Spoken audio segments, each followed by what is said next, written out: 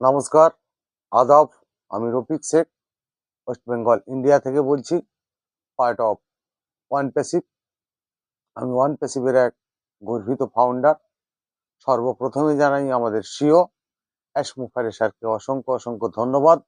ধন্যবাদ জানাই one প্যাসিভের take টিমকে, ধন্যবাদ জানাই মুখার্জির পিতামাতাকে এবং সপরিবারকে, ধন্যবাদ জানাই ওপি চলপাল্টাই গ্রুপের মেন্টর গৌতম লস্করকে। তাঁর নীতি আদর্শে আমি অনেক কিছু শিখেছি এবং ওয়ান প্যাসিভ সম্বন্ধে বোঝার চেষ্টা করেছি। তাই আমরা ভাবছি যে ওয়ান প্যাসিভের অনেক ফাউন্ডার যা ক্ষতি করেছেন সেটা মুখার্জি নিজে আমাদের দায়িত্ব নিয়ে নিজেই আমাদের কাজটা ওয়ান প্যাসিভের আগিয়ে নিতে চলেছেন। সেটা আমি ছন্দের মাধ্যমে বলবো যে ওয়ান প্যাসিভের ফাউন্ডারদের কাদেরকে বাদ দিয়েছেন আর কাদেরকে রেখে দিয়েছেন, সেইটা আমি ছন্দের মাধ্যমে বোঝাতে যাচ্ছি যে ওয়ান প্যাসিভটা কেমন হবে। আর মুখার্জি কাদেরকে বাদ দিয়েছেন সেটা একটু বোঝার চেষ্টা করবেন। জবা দেখেছো, গাঁদা দেখেছো, পূজার এরাই ভক্তি, গোলাপ হলো মানব জাতির ভালোবাসার এক স্মৃতি।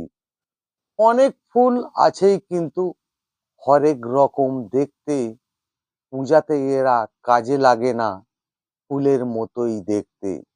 ফুল কিন্তু ফুল হবেই আমাদের এই ভাবনা, কিছু ফুলের গন্ধ আছেই মানুষ সেটাই চায় না।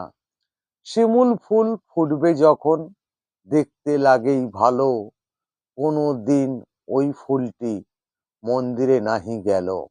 ৮০০ কোটি মানব জাতি এরাই হলেন ফুল, সবার কাছে গিয়েছিল কিছু মানুষ তুলেছে ফুল।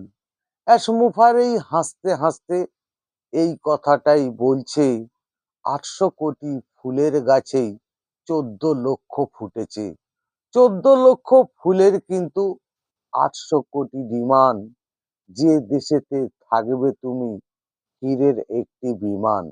যতই তুমি ড্রিম ভাববেই ততই ভাববে টিম। মুখার্জির নীতি আদর্শ ফাউন্ডাররাই নিন। এটাই হলো মুখার্জির ওয়ান প্যাসিভের নীতি।